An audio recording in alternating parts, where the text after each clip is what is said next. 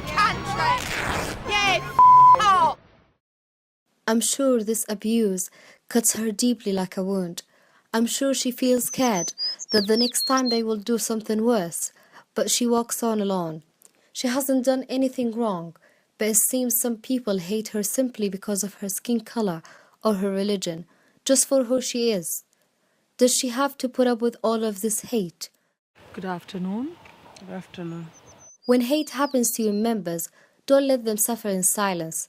Don't let them say, it's not worth telling anyone, or what's the point of reporting it? Sometimes I just want to stop it from happening again. Doing nothing is not a solution. Doing nothing does not deal with the impact of hate on their life. Doing nothing does not stop it from happening again and to others. We know that many of our members hesitate to involve the police, but there are other actions you can take. If someone is a victim of hate and they do not wish to contact the police, but they do want some help to deal with the emotional impact of hate or the practical consequences of the crime, then they should contact Victim Care and Support Services. You can call them yourself, or you can help your member call them, or you can email them. They are an independent service and they offer free help and advice. Dave is the team leader of the service. They can make contact with us any number of ways, either directly, through the police, through a third party, through a friend, and we'll get back to them. We aim to get back to everyone within 48 hours to make sure they're okay and find out what's happened to them, be it a victim of a hate crime or indeed any crime. We will always go out and have a face-to-face meeting with someone who's been a victim of crime. That location could be anywhere, and really it's where our client wants to meet. It could be at their home, if they're not comfortable about that. It could be a local library, or it could be over a cup of coffee at a local cafe. Wherever really is is best for that person. We'll listen to them, and we'll believe them, and we'll work out really what's upsetting them, what the crime's been, the impact of that crime, either emotional, they're upset, they're feeling vulnerable, they're feeling afraid, or it could be the practicalities of that. It might be the house is insecure, the windows being broken, or a general feeling of being unsafe on the streets. We are completely free and we are completely independent of the police, the local authority, and indeed the Home Office. It's very important to say that the details of our clients will never be shared with anyone unless they would like us to do that. We work closely with the police, we work very closely with local authority, but we are completely independent of them. We don't speak with the Home Office, and we wouldn't unless our client specifically says, would you please speak on my behalf and tell people this is what's happening to us. And that's very much about what we are about. It's about giving people a voice. If one of your members is a victim of hate crime and you've checked with them that they're okay reporting it to the police, please call 101 or you can report it online. You can help them do that themselves or you can report on their behalf. Or you can contact Beauty Shuma, who is the Refugee and Asylum Seeker Coordinator at Cleveland Police.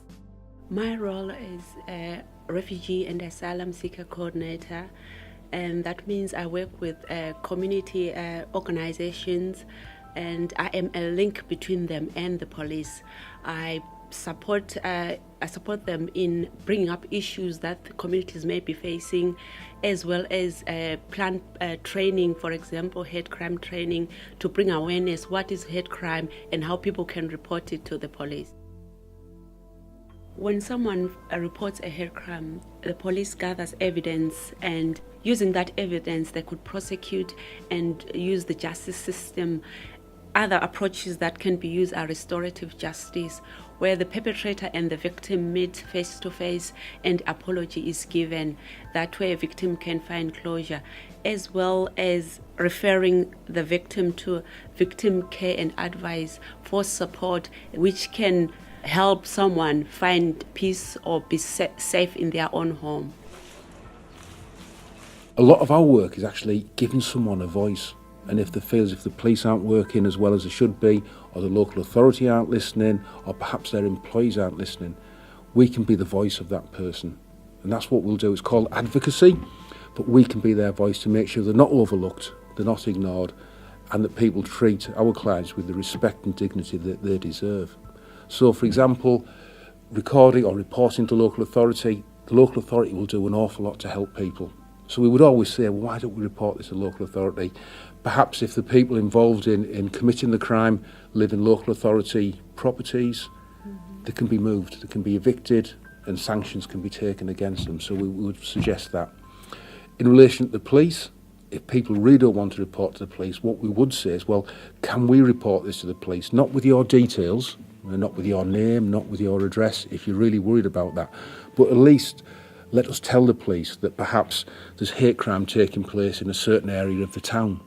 And at least then the police can put the right number of officers in the right area to do that protection and the crime prevention without knowing who that person is. It is important for community organisations to support people to report hate crime, because the police have to be aware of what's happening out there, and if they are aware, then resources could be allocated accordingly. For example, more police visibility seen, or work with other agencies like the council.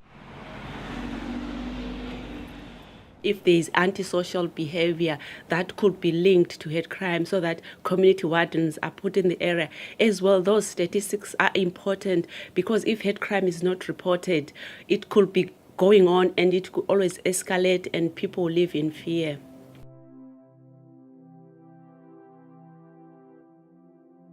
We understand the reason why people are not confident for their names to be given to the police, and we understand the reason why that is so. But it is important for the police to be aware of where hate crime is happening in the community. It is important for the victims to have support from partner agencies like VICAS, as well as showing the community that hate crime is not tolerated in the UK. It is sending a message that the police care about people, and nobody can live in fear. It's very good, and in our area, there's no problem. In the northeast, G4S and their subcontractor Domest are the housing providers. You can help your member report a hate incident to their welfare support officer, or they can call the 24-hour Compass Service Centre, which has telephone interpreters available. G4S has to report all incidents to the Home Office, who will check that the right action has been taken to support victims. G4S will discuss with the Home Office whether someone needs to be moved. If someone is victim of hate and they do not wish to involve the police, you can still help them report the incidents to their local council. You can help them do that themselves, or you can report on their behalf. Every council has a community safety team. You should contact your local team. Julie Pierce is the Community Safety Officer at Middlesbrough Council. People can report incidents of hate crime, either themselves as a victim or on behalf of another person, as part of a third-party reporting process. This can be done by hand on a form, or it can be done online. These third-party reporting forms are available at most council-run hubs and libraries, the details of which are on your local authority website and the PCC's website. When the council receives a report of a hate crime, that report would come to me directly. I would make contact with the reporting person, that might be the victim themselves or somebody reporting on their behalf. I do this to gain a little bit more information about the details of the incident, and also, more importantly, about the victim's wants and needs. So if the victim needs any further support, we can put that in place prior to taking the incident further. Depending on what the victim wants to do, we can report to support services such as VCAS, Victim Care and Advice Service, or any additional needs that they may have that they need support with, we'll put in place.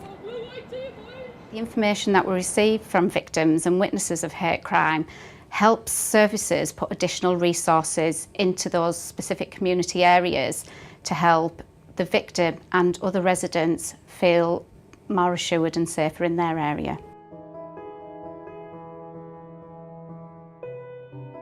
People can give information anonymously without giving any names or details about their address if they want to.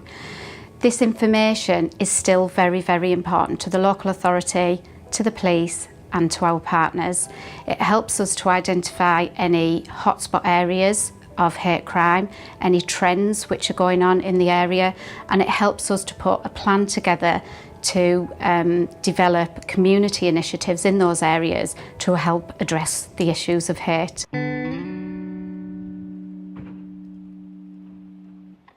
The kind of resources that services can put into an area when we're made aware of incidents of hate are increased police and street warden patrols, which hopefully make the victim and the residents in that area feel a little safer and more reassured, but also that hopefully it would deter any further incidents from the perpetrators.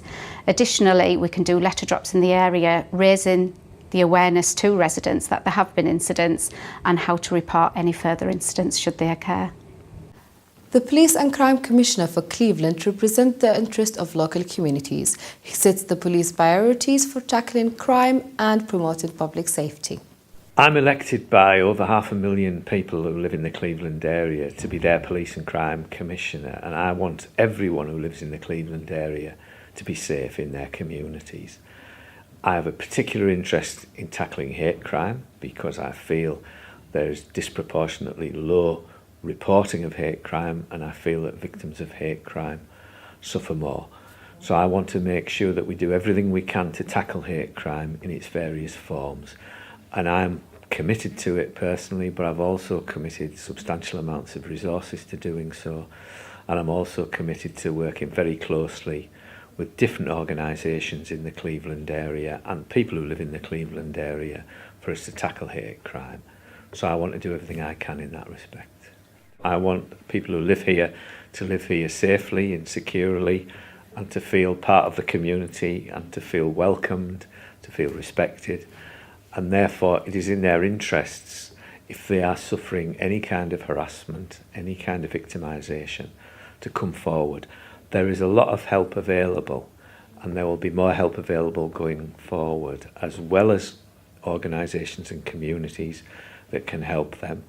I've committed substantial additional police resources to make sure we have specialists who can work with our communities, who can give advice and support to asylum seekers and refugees, but who also can give support in terms of crime prevention, can also give support in terms of making sure people aren't repeat victims of harassment, and also make sure we do what we can in terms of the safety of where they live and the immediate vicinity of where they live.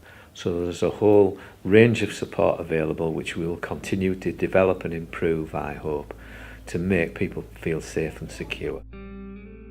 We want all community groups to work together with us to help tackle hate.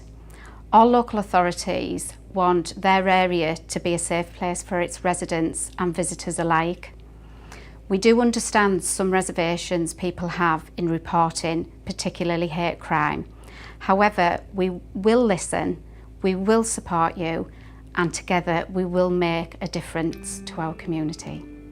The message I'd like to give to the refugee community groups is just that we're here to listen, we're here to support, we're here to believe. We're not going to judge anybody, and we just want to give them the best support that we can give so that they feel that they've got a voice and that they're not suffering in silence, they've got somebody to support them. Cleveland Police want to promote a good relationship with all refugee organisations out there so that we can work together to promote security for all refugees and asylum seekers living in the area. People can contact me directly or go to Refugee Forum for them to make an introduction. Please don't hesitate to contact me. Thank you. My message to the refugee groups is, if you feel vulnerable, if you feel you're being intimidated or you're afraid, you must ring us. Please pick up the phone, dial us, come here and meet us. We'll come to you and meet us. We can support you, we can help you, and you do not have to be alone in this. All community groups are welcome in Cleveland, and I want to support them and work with them. There is a lot of support available out there. Please come forward if you are feeling victimised or harassed. Please come forward. There is a lot of support available. This is a tolerant place. This is a community that's been based on immigration. Since the 19th century, people have travelled from all over the world to live and work in Cleveland, and I think that tolerance is something we can be proud of.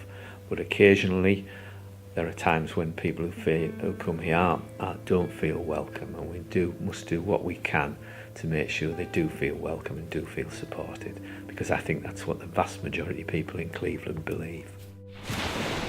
So remember, if you or a member of your community is the target of hate, please take action. You can act to bring support to the victim, to help them deal with the emotional and material impact of hate, and to stop it happening to them again. You can act to stop it happening to others in the community too. And you can act to secure justice. We don't have to suffer in silence. We don't have to live in fear or anger. If we all take these actions, we can make a difference for the community.